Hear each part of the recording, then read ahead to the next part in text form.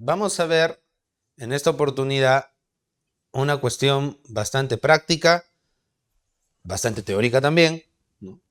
Que es el tema de la relación, las similitudes, las diferencias que existen entre la simulación y la llamada acción pauliana. Son dos temas altamente contenciosos.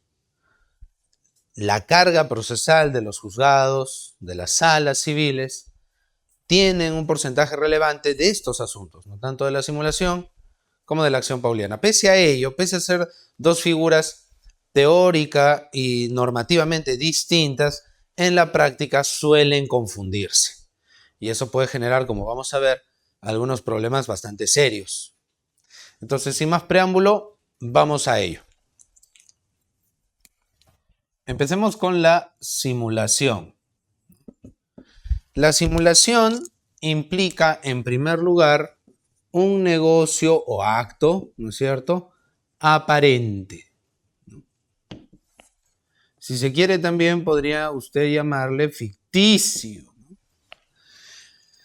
Claro, dice el artículo 190 del Código Civil que los sujetos realmente no desean ese acto o negocio jurídico. De repente, una mayor precisión de esto, doctoras, doctores, es que los sujetos celebran el negocio, pero la voluntad de ellos es no tomarse en serio esa declaración de voluntad. No la van a ejecutar. Ese acto ficticio, ese acto meramente aparente, las partes celebrantes no lo van a realizar, no lo van a ejecutar, no lo van a llevar adelante. Entonces, allí podemos advertir dos elementos, ¿no? El negocio simulado y el llamado acuerdo para simular. El negocio simulado es ese acto ficticio que tiene por meta, que tiene por finalidad engañar a los terceros, engañar al público, digamos, ¿no? Que los demás crean que ese acto es cierto, que ese acto negocio jurídico es genuino. Sin embargo, las partes no tienen ninguna voluntad de vincularse por él. Y este acuerdo para simular precisamente representa, doctoras, doctores, ese acuerdo de las partes para fingir la celebración del acto o negocio jurídico. En un tercer punto, como aspecto básico, perfil básico de la simulación, tenemos la figura del llamado negocio disimulado, que es aplicable, doctoras, doctores, solamente en los llamados casos de simulación relativa. Cuando tenemos la simulación relativa, cuando los sujetos celebran un acto aparente, pero ocultan, en virtud del acuerdo para simular o acuerdo para fingir, si se quiere utilizar una terminología más sencilla, el acto aparente oculta un acto genuino para las partes, un acto que las partes sí van a llevar adelante porque sí lo desean, por decirlo de alguna forma, ¿no? Ese es el negocio simulado. Imaginemos, ¿no?, este es un supuesto, de una persona que tiene por allí una relación extramatrimonial, ¿no? Es casado, pero tiene una relación ilícita, ¿no? Entonces, tiene un bien propio. Va a fingir que lo vende a esta pareja extramatrimonial, pero en realidad se lo va a donar. No lo dona al público, digamos, frente al público, a la luz pública, porque puede generar, pues, ¿no es cierto?, indicios, ¿no? Puede generar mucha luz, ¿no?, sobre su relación ilícita y más bien, obviamente ellos quieren que pase desapercibida. Por eso van a fingir una operación de venta, para ocultar, insisto, una operación de donación, ¿no? De hecho, un autor clásico como Domenico Barbero señalaba que la simulación relativa se presenta cuando los sujetos tratan de ocultar una genuina relación que existe entre ellos, ¿no? De la luz pública. Este sería justamente un supuesto de esos, ¿no? Pero lo más usual en la práctica, doctoras, doctores, es la llamada simulación absoluta, donde no hay negocio disimulado, sino tan solo un negocio simulado. Entonces, aquí las partes realmente no quieren llevar adelante la operación. ¿Qué más, doctoras, doctores, sobre esto? Y este es el punto de conexión con el tema que sigue.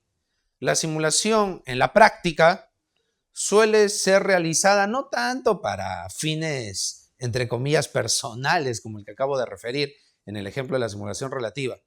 Valgan verdades, la simulación suele utilizarse mucho más para evadir, para perjudicar, para defraudar a acreedores.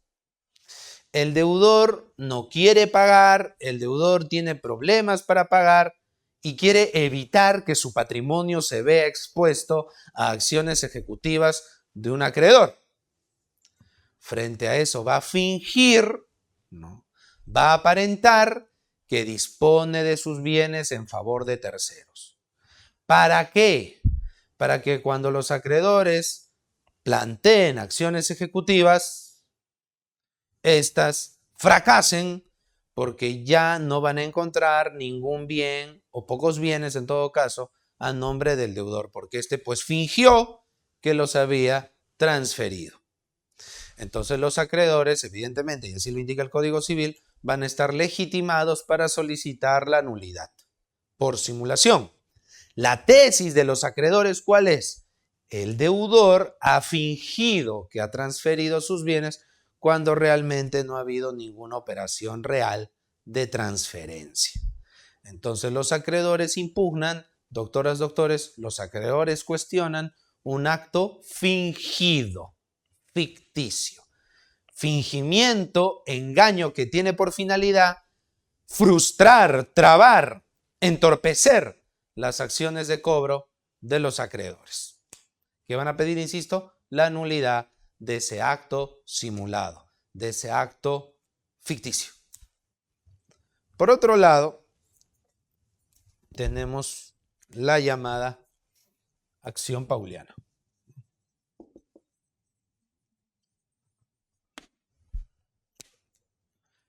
La acción pauliana, doctoras, doctores, se conoce como fraude a los acreedores, ¿no? Implica un fraude a los acreedores.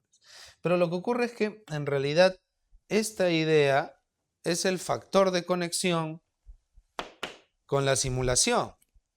Decíamos, ¿no? ¿Por qué simulan las personas actos o negocios jurídicos normalmente?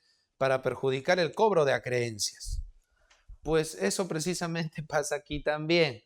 Tenemos deudores que disponen de sus bienes, de tal manera que se perjudica, que se afecta el cobro del crédito. Pero ¿cuál es el problema aquí? ¿No? Que se trata de actos genuinos. Esa es la gran diferencia con la simulación. El acreedor en la simulación cuestiona actos ficticios, pero en la llamada acción pauliana se cuestionan actos verdaderos, genuinos, no fingidos. Realmente las partes han querido llevar adelante y ejecutar una transferencia de activos, una transferencia de bienes, de tal manera que el patrimonio ejecutable o de fácil ejecución del deudor queda disminuido. Ese deudor, doctoras, doctores, ciertamente va a recibir, si se trata de un acto oneroso, va a recibir un dinero, ¿no? Por eso se habla aquí de disminución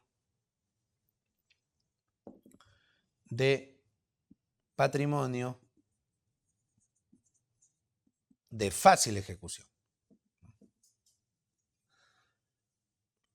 ¿Por qué decimos esto? ¿Una compra-venta podría ser cuestionada por la llamada acción pauliana? Sí. Oiga, doctor, pero si el deudor sigue, puede tener incluso más patrimonio que antes, porque el acto es genuino. Ese deudor podría recibir como precio una suma muy grande. Entonces, doctor, ese deudor tiene patrimonio. Es que tradicionalmente la doctrina decía La acción pauliana opera en supuestos de insolvencia del deudor. Eso es inexacto. El deudor, después de esos actos de disposición que realiza, doctoras, doctores, puede tener más patrimonio que antes. E igual es procedente la llamada acción pauliana. Entonces, ¿cuál es el punto? El punto no es estar en insolvencia. El punto es que los bienes de fácil ejecución del deudor disminuyen. Es decir, el deudor pasa de tener, supongamos, inmuebles que son fáciles de identificar, fáciles de encontrar, fáciles de ejecutar para hacer el cobro de la obligación, si es que hay un incumplimiento. Pero imagínense, doctoras, doctores, que el deudor vende estos activos y el deudor se queda solamente con dinero en efectivo. ¿Qué ocurre con el dinero en efectivo? Que si el deudor se lo propone, fácilmente lo extrae o lo oculta de las acciones ejecutivas del acreedor. Entonces, ese es el problema. Se tiene que atacar, se tiene que cuestionar. Lo que tiene que preocuparnos es la disminución del patrimonio de fácil ejecución. El deudor puede quedar con mucho patrimonio, pero ¿qué ocurre? Ese patrimonio es de difícil ejecución. ¿Por qué? Porque, como diría Máximo Bianca, es fácil de ocultar, es fácil de esconder.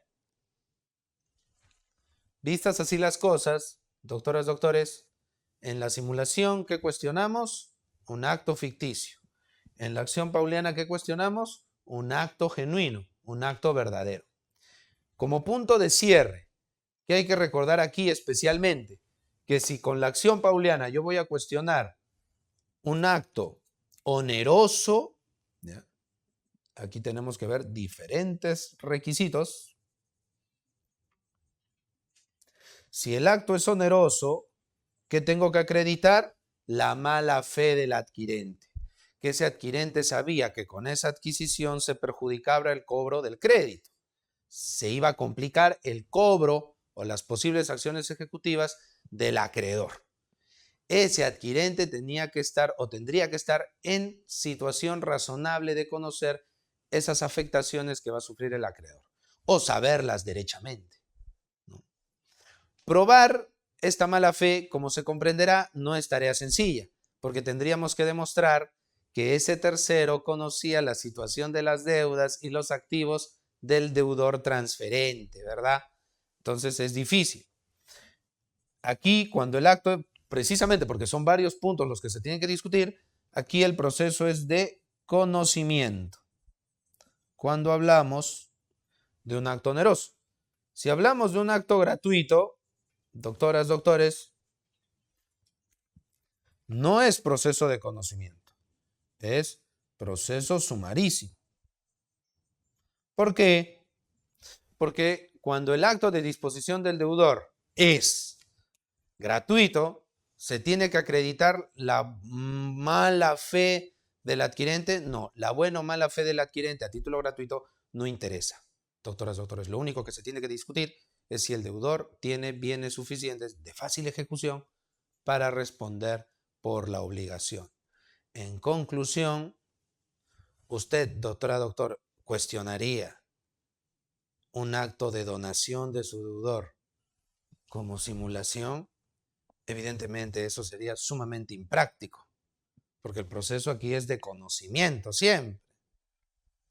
En cambio aquí, en lugar de cuestionar por simulación la donación de un deudor, mejor hagamos una pauliana en la vía sumarísima.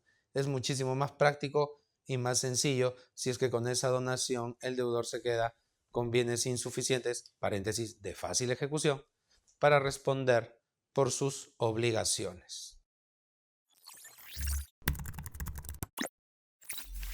lpderecho.p